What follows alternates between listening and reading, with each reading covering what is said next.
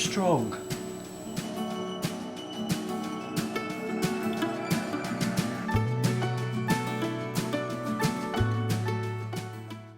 Hi everyone. Now this video is going to be an in-depth one about the Rayburn wood burning cooker. So let's get cracking. Now before we light it up, we're going to give it a quick clean out, so I'll just go through that quickly. This normally gets done about once a week, or that's when I normally do it, once a week, but obviously you can't clean it when it's still in use. You've got to let it cool down. So this bit here gives you access to the flue, and we'll just take that off and we'll just clean it out quickly. I'll show you how the cleaning's done. Now if we have a look in here with a torch, because it's a bit dark, you can see the ash falls down from the flue. So we'll get a hoover on that, clean that out. Also there's another inspection hatch just here. We'll lift that out.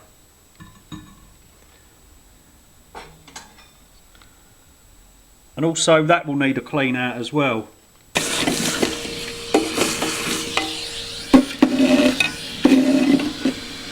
So them bits have been put back on now, and we better get lighting of the fire. So this is the firebox, this top door. So this is where all your wood will go in there. The bottom one here is where all the ash drops out, and it collects in that tray.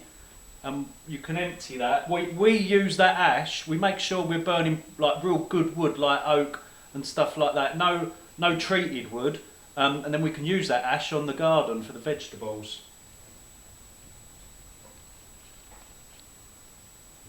Now, that's what I normally do, is light the fire here, and then I shut this door,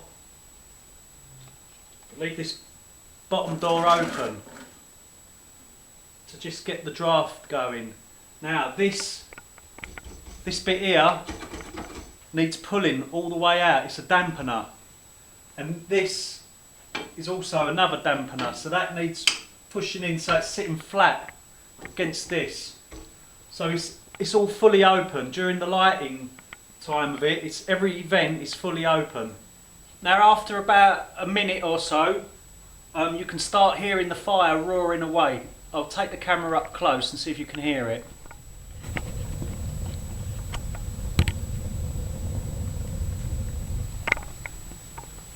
So now that's roaring away. We shut that, shut the ash box, and then make sure that that vent is fully open. Now what important thing is, you mustn't get the fire too hot too quick. It's got to be a gradual rise in temperature, because we don't want to damage the stove by like cracking it and overheating it too quick.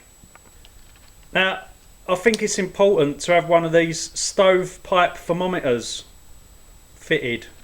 They're just magnetic backs, so you just like can buy them off of eBay, and then they just you put them onto the flue pipe.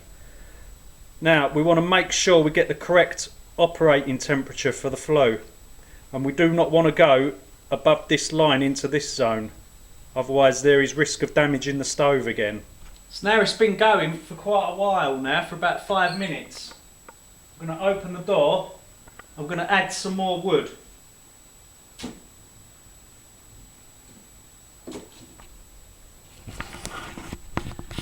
So we've got the oven temperature here. Now you're going to have to light this if you want to cook dinner. You're going to have to light this about 2.5 hours before you want to cook dinner. And obviously it slowly rises. We're going to be baking some bread in a minute, so probably that's the first thing you do after lighting it. If you bake your own bread, you can put a loaf of bread in it. By the time that's done, it rises up to roast, and then later on you can cook your dinner in it. Do a lovely roast dinner. Now the hot plate gets hot pretty much straight away.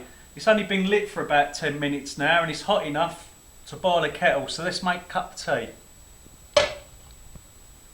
So while the kettle's boiling, I've shut this down to help keep the heat in, to heat the oven up better. All these are is just you bring these down and they just cover the hot plates.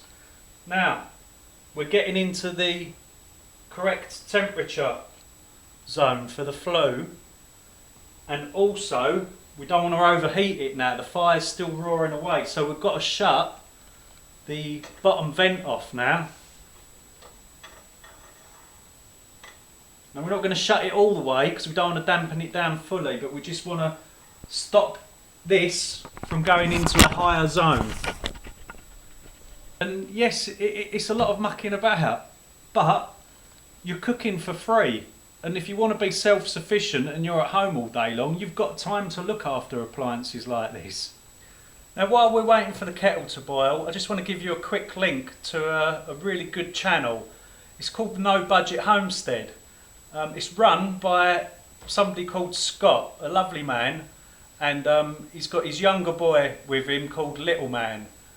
Now they've just brought a homestead in America, and they're just going to be setting it up very soon. They're going to be moving in and setting it all up, and it's going to be a fantastic learning experience for anyone that wants to do homesteading.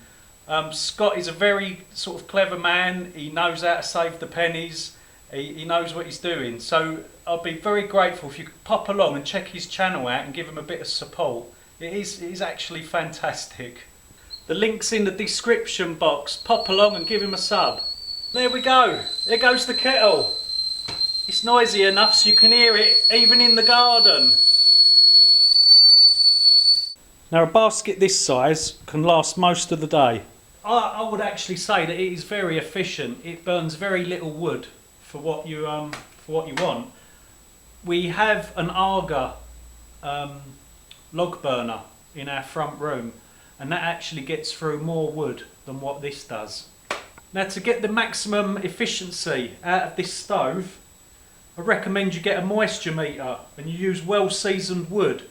It must be below 20 on the meter, and there you can see we're at 16, so that's good wood to burn. Now while you're trying to get this to go up to the correct temperature, you'll need to keep adding wood. But once it is up to temperature, you only have to add wood every 2-3 hours, and you just have all the vents shut down, which I'll show you how to do that in a bit. So now we're just entering the baking zone on the temperature gauge, and here's one I prepared earlier. I've always wanted to say that. So let's put it in the oven now. Put that in the middle of the oven, and that should take just over half an hour.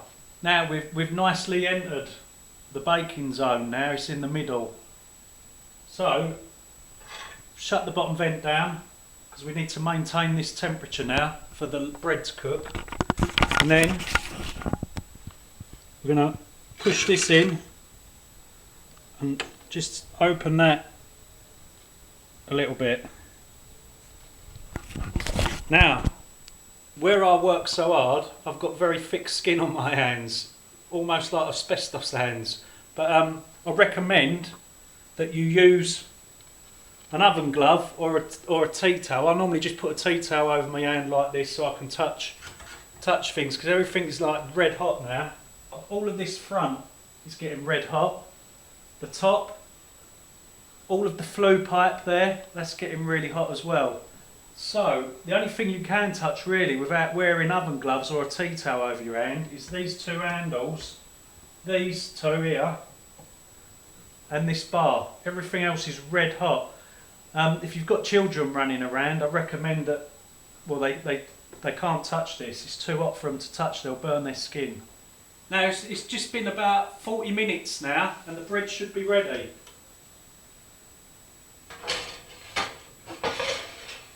Oh, look at that!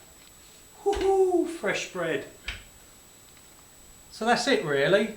All you've got to do is keep adding wood every few hours. Maintain the vents to stop it overheating. Don't ever let this go to 250 degrees. So you shut all the vents down to control the temperature, obviously. The less air that goes into the stove, the slower the wood burns and the less heat that's given off. So, if there's any questions, feel free to leave one in the comments if I haven't covered it. and I'll try and answer it. Now, there is a lady who's got 30 years experience of using this, and she's done a website. It is unbelievable. I'm going to leave a link in the description box along with the No Budget Homestead Scott's channel. Yeah, check them both out. It's really good stuff. Now, I'll see you later, everyone. Take care, look after yourself, and love and peace.